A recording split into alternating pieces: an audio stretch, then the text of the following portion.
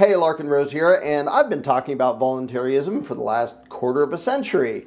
But the vast majority of people have no idea who I am, and probably haven't even heard of the concepts and heard it explained.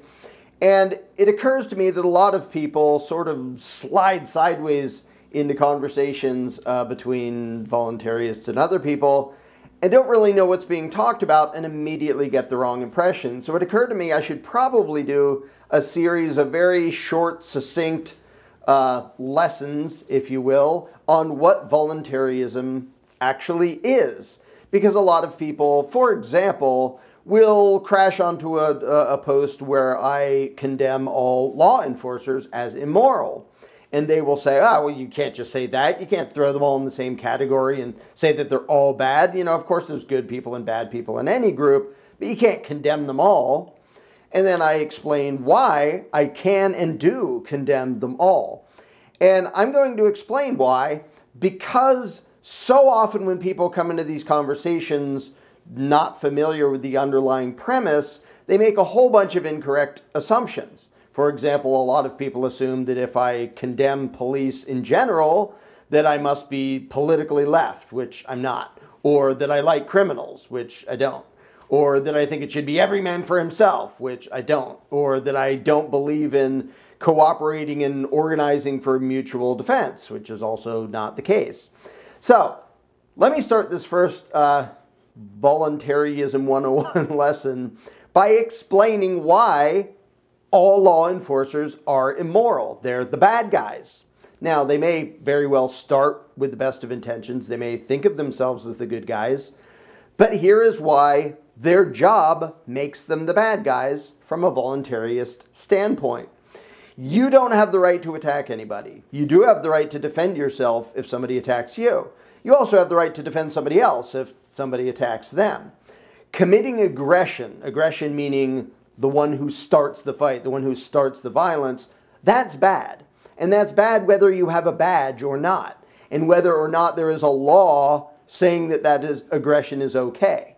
Murder is a bad thing, and that isn't because somebody wrote a law about it. It's because killing another human being without just cause, like not in self-defense or anything, is bad. It's inherently bad. The law didn't make it bad. Politicians didn't make it bad. And if tomorrow they write a law saying, well, you're allowed to murder these people, that wouldn't make it good. The legislative scribbles have no impact on what's actually right and wrong.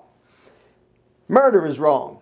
Duh. Theft is wrong. Extortion is wrong. Assault is wrong. Basically, a whole bunch of different categories of aggression are inherently bad. And it doesn't matter, like I said, whether you have a badge or a law supposedly justifying that aggression. The reason I condemn all law enforcement is because the job necessarily means enforcing the will of the politicians onto the people.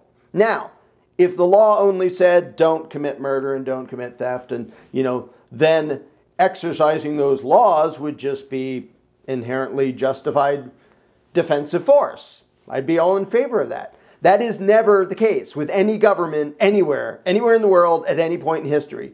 Governments always, absolutely always claim the right to do things that everybody would know is wrong if you did them. They claim the right to extort people and call it taxation.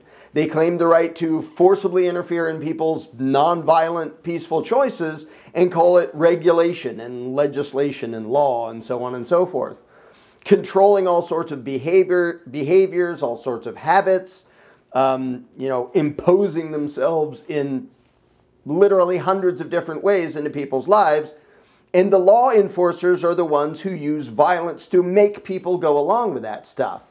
Whether it's you built a deck on the back of your house without asking the politician's permission, or you traded with other people and you didn't give the politicians a cut by way of taxes, so we're here to steal your house or arrest you or something, or you had a plant that the politician said you're not allowed to have, so here come the guys with guns to hurt you for something that was not violent, didn't harm anybody, didn't threaten anybody. To be a law enforcer, you don't get to just decide, well, I'm going to ignore most of the laws. Your job is to enforce all of the laws within your subject matter jurisdiction, whatever cop you are. If you're DEA, for example, or any state-level drug enforcer, your job is entirely about initiating violence against people for possessing substances. That's not okay. You're the bad guy if you do that. The fact that you have a badge and a law doesn't matter. You're the bad guy. Now, sometimes law enforcers will actually stop other aggressors, private criminals, if you want to call them that, other thieves or other thugs or whatever. Good. I'm all in favor of that. You don't need a badge or special authority or a law to have the right to stop someone else from committing aggression. Anybody has the right to do it. Maybe not everybody has the ability to do it, but when somebody stops an aggressor, I'm all in favor of that. If they have a badge, I'm all in favor of the act of stopping the aggressor. Trouble is, if they have a badge, they are an aggressor as well. And to say that, well, yeah, but last week they stopped this, like, would you argue the same thing about some gang thug that beats people up and steals their money? But last week he helped his little old granny across the street. Oh, okay, well then never mind the fact that he's an aggressor. No. You'd say, well, that was a good thing. This other stuff isn't. And for those people who say, oh, you can't condemn everybody in a category, yes, I can if the category itself defines those people as people who do something immoral. For example, I don't at all mind condemning the category of serial killers because that's a bad thing to do. I don't mind condemning the category of carjackers, because to be a carjacker, you have to carjack somebody, and carjacking somebody is bad. It's violence, it's theft. To be a law enforcer, you have to commit immoral aggression. That's what the job entails. It includes that necessarily. Even if sometimes you also stop other aggressors, you have to be an aggressor yourself, which is why I condemn all law enforcers. The job is inherently immoral. And so, if you disagree with that, by all means, come argue with me and debate me and whatever. But don't slide sideways into the discussion and assume that, oh, you must be one of those liberals who blah, blah. No, liberals and Democrats, just as much as conservatives and Republicans, absolutely want an authoritarian ruling class that takes my money for things they care about and that I think are destructive or pointless or whatever, government programs.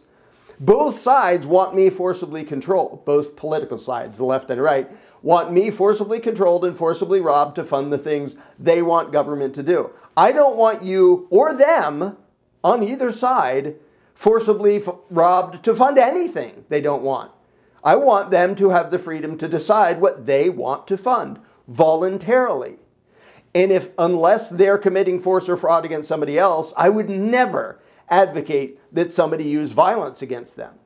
Unless they are the aggressor and somebody has to stop them, I would never condone on my own by hiring a thug or by voting for a politician and cheering for a law enforcer. I would never advocate the initiation of violence against you if you're not threatening or defrauding or hurting anybody else.